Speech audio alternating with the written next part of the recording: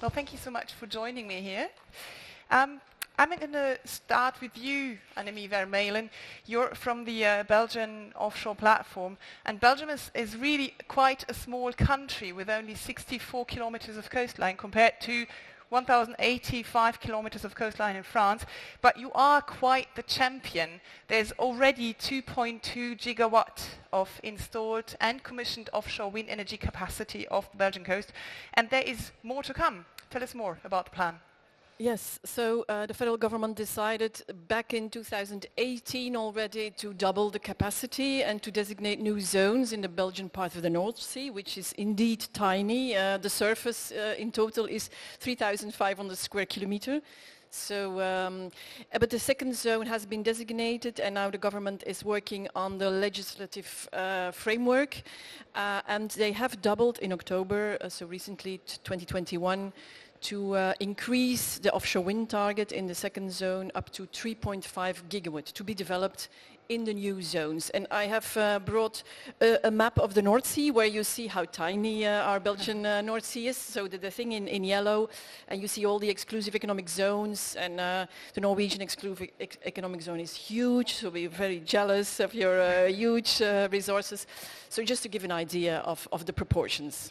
So in total that will go around to 6 gigawatt in the Belgian part of the North Sea. In terms of percentage of the surface, because of course at 3,005, it's around 15% only. So 15, yes. Okay, percent. And understand, so that extra 3.5 gigawatt might not be the end of it. These plans were modified after the start of the war in Ukraine earlier this year. Yes, indeed. To lessen the dependence on Russian gas, the federal government decided in March to investigate another 2 gigawatts in the Belgian part of the North Sea, so to look for new zones, and also to investigate the possibility of floating solar PV. This is something which Tractebel, which is a Belgian company, working on. Of course, it's still at investigation phase. Yeah, it's at early stages. So 8 gigawatt of offshore renewable energy, but that would still not be enough, right, to provide for 100% together with all the onshore renewable energy you have for the electricity needs, well, the country's electricity needs, right? What are you going to do?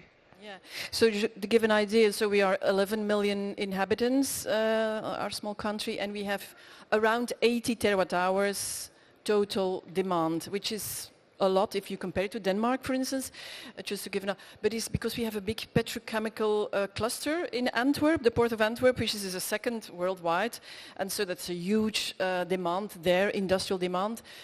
So we, at sea, we can produce up to 30% of the total electricity demand. That's the calculation with the 8 gigawatts. Right, and so what are you going to do to bring in more renewable energy?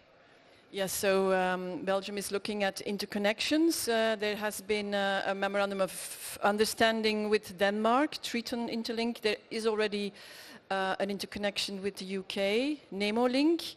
So they're planning Triton Link with Denmark, 600 kilometers subsea cable, because Denmark has a lot and often excess production. There's also the second interconnector with the UK, Nautilus, it's called, and then they are looking also at Norway. Our Prime Minister had a kind of declaration in order to look whether there's a possibility to work together, Belgium, Norway, to bringing some Norwegian renewable electrons into the Belgian mix. So that takes us to Norway. Mr. ENGELSCHIØN, you're the ambassador actually to France and Monaco. Your country already provides for 100% of its electricity needs through renewable energy. So, as far as I understand, hydroelectric power and onshore wind energy. Now you're planning on constructing offshore wind energy. What for? Well, it's a good question, but actually it's very much needed. Because, well, first of all, that's just to start off with a few matters here. We will have a national strategy now presented by the government very recently, which means also regulations and development of network infrastructure on the Norwegian continental shelf. And as you see from the map that you showed earlier, it's quite huge. But also we have to use the potential we have. One thing is the electricity, the hydroelectricity we have today. But for instance, with the use of all electric vehicles, we need more electric power. So our ambitions are actually that we have to double the electricity output in one way or another.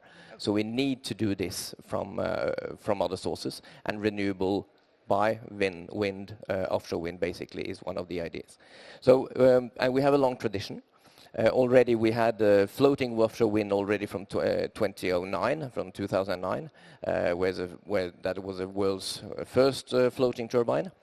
And building on that experience, we're now developing other places.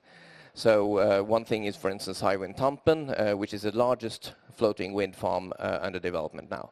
That will be 11 turbines that together provide for 88 megawatt power to the Snorre and Gullfaks offshore oil fields.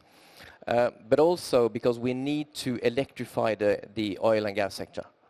We need to electrify that, and that might seem somewhat paradoxical. We need wind power to make oil and gas extraction cleaner. But that's the way we're thinking. So we need to do that as well, and it has to go hand in hand in the years to come.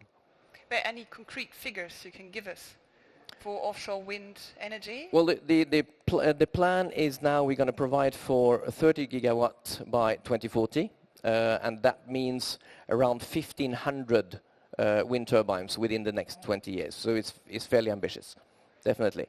And that will actually then provide us with the equivalent, almost equivalent of what we produce today in hydroelectricity. You have, Norway obviously has a lot of experience in the offshore sector, not offshore wind, but oil and gas.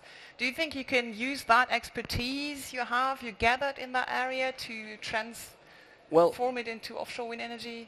Definitely. Of course, a lot of the technology, not necessarily for the turbines and other things, but not least for floating offshore wind. It's very much of the same technology. But I would also say that our capacity and our knowledge of managing huge projects, of project management, large project management, and implementation, which means by the experience we have with creating all the gas and oil installations, that experience for more than 50 years is extremely valuable for many others as well, not only Norway. And do you think you're going to build some floating solar projects, just as Annemie VERMEYLEN? There are some thinking about it, but for the time being we basically think of wind. Solar you may have combinations of wind and solar in the same areas. Right. Okay. Well, thank you very much to both of you for joining me here. That was fascinating. Is there anything you'd like to add? Well, just a few things from that might be of interest to all of you. Is that we have as I said, electrifying the Norwegian society. The new cars that were sold this year, 82% has been electric, and now more than almost 1/4 of the car fleet is electric. So in order to actually, as I said initially, in order to be able to use those cars, we need more electricity, and I think that's one of the challenges that will be here also in France and in other countries. When you electrify. When you electrify the mobility or in transport sector, you need more electricity in one way or another. So that should not be forgotten, because it does create a lot of, not only with the necessary infrastructure, but at least also the sufficient electricity. Right. Well, thank you very much. I do have another question for you, though. So Belgium, we say it's such a small country, and it's just constructing all these offshore wind energy. I'm just wondering, as a very naive person, how do you do that? Belgium doesn't really have the reputation of being very organized on a political level, and yet you just construct offshore wind. Indeed, that? policy is at the basis of this rather quick development, because the first offshore wind electrons came into the network in 2009 already. So I think there was a real political will, and the legal framework followed. So I think, and indeed we have maybe a tradition of pragmatical politics, so just do it. And we have, of course, and that is at the basis of this policy, big maritime companies, dredgers basically, but who are very good in maritime construction. They're on the top 4. I will not name Annemie and the Niels, too big. And of course they have also gathered their experience in oil and gas before, and in dredging, etc. And they were also at one of the factors of this political will. Right, great. Well, to thank see you. an economic opportunity in it also. I have to say, as a former ambassador to Belgium as well, I can just confirm the ingenuity of what the Belgians managed to do, actually. We do agree. Well, thank you so much for all these really interesting insights. Thanks for coming onto this round table. Thank you, and to France, bon vent.